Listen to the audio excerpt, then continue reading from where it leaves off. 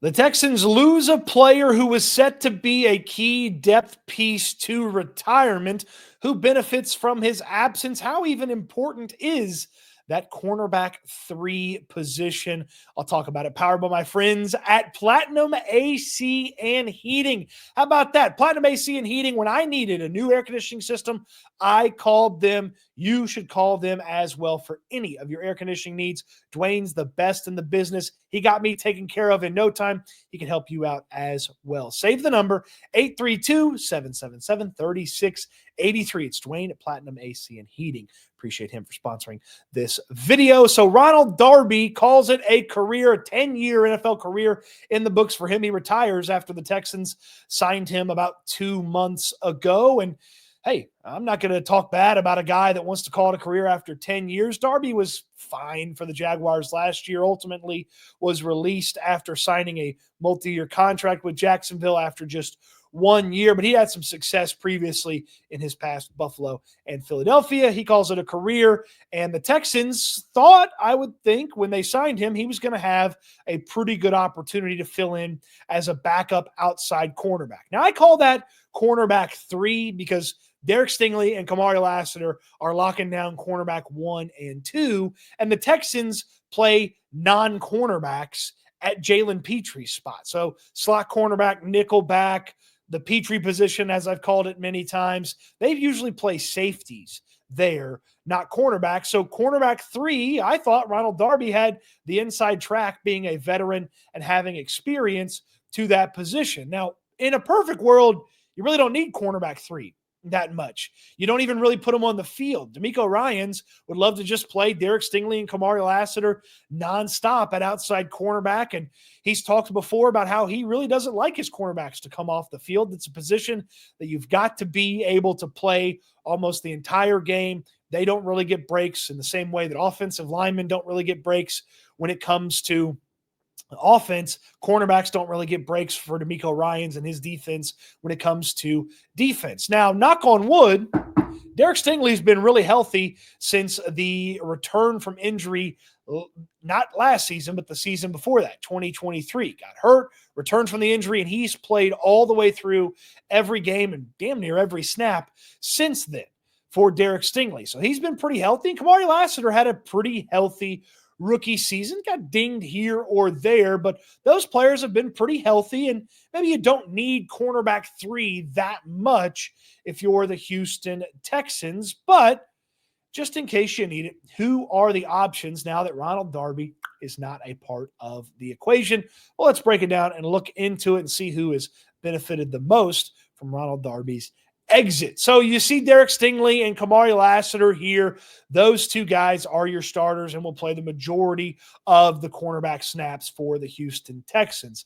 But I want to take a look at both the Smiths here, each Smith, Tremon Smith and then Jalen Smith. Now, Jalen Smith is a player that's a 3rd-round pick. It's a pretty high draft pick when you think about it. The Texans traded up for him, and when they talk about him like they just love this player. Now, the Texans traded up for the player. He was a 3rd-round pick. Most draft prognosticators thought he was going to be a day 3 selection, not a round 3 selection, but the Texans drafted him. He feels like the guy that's got the inside track right now to end up as cornerback 3, just because the Texans like him. We know they're not afraid to trust rookies. Look at last season, and we know they're not afraid to trust rookies at cornerback. Again, look at last season with Kamari Lassiter. So Jalen Smith, to me, feels like the guy that is going to benefit the most from Ronald Darby exiting. Now, a couple of OTA practices under his belt that the media has been able to observe.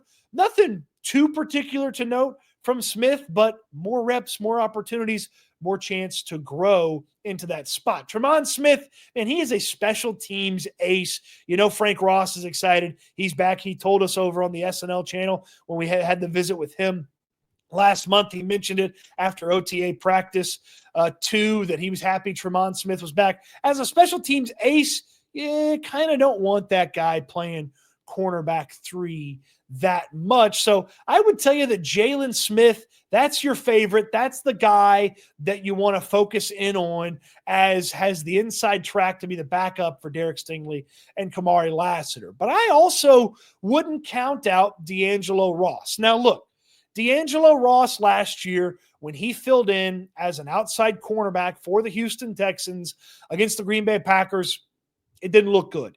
It wasn't good. In fact, it was bad. Jordan Love had a perfect passer rating targeting D'Angelo Ross in that game in Green Bay last year. It was not good for D'Angelo Ross, but he's been around the organization for a few years. You know his special teams prowess is there, and that'll get him a roster spot. And OTA practice number 2, he had a near interception at the end of practice. He read Keaton Slovis perfectly, was right over the middle with the corner, or as the corner with the receiver, and tried to catch the ball, ultimately ended up batting it down. So I tell you, D'Angelo Ross has got a chance. But again, I'm putting Jalen Smith, and if they had to play Tremont Smith, those 2 players ahead of him as the players that benefit the most from the absence of Ronald Darby. Kedrain Callahan, I apologize to Kedrain because I don't know that I know exactly how to say his name, but I'm going to learn it because he kind of stands out amongst the cornerbacks in OTAs for the Houston Texans. He's a big kid. Southeastern Louisiana, I believe they're the Lions. 6'1", and watching some of his warm-up stuff ahead of the draft, he was ultimately an undrafted free agent.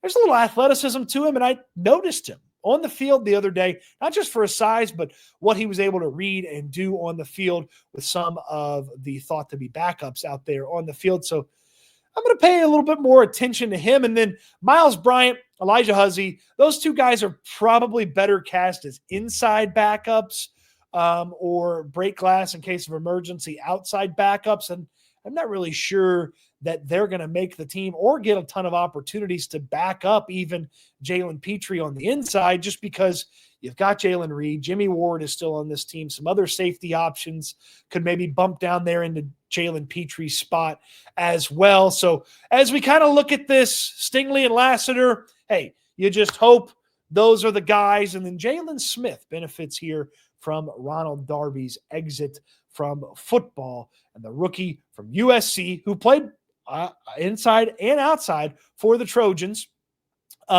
He gets to benefit maybe from those open snaps that Darby vacated. I wouldn't go sign anybody. Sure, there's a couple of names. Maybe you bring in a body just to have another body at cornerback in case somebody's dinged up or can't go, but I wouldn't go sign any free agents. But Derek Stingley, Kamari Lassiter, and if those guys can't go, look for Jalen Smith there to benefit from Ronald Darby's exit. I believe the Texans get a couple of bucks back as well. You have to check with my friend Texans Cap on X for the official understanding of that contract, retiring, who benefits, yada, yada, yada, stuff like that. So when you want to benefit from the best air conditioning guy in town, you call Platinum AC and Heating. I needed a new air conditioner.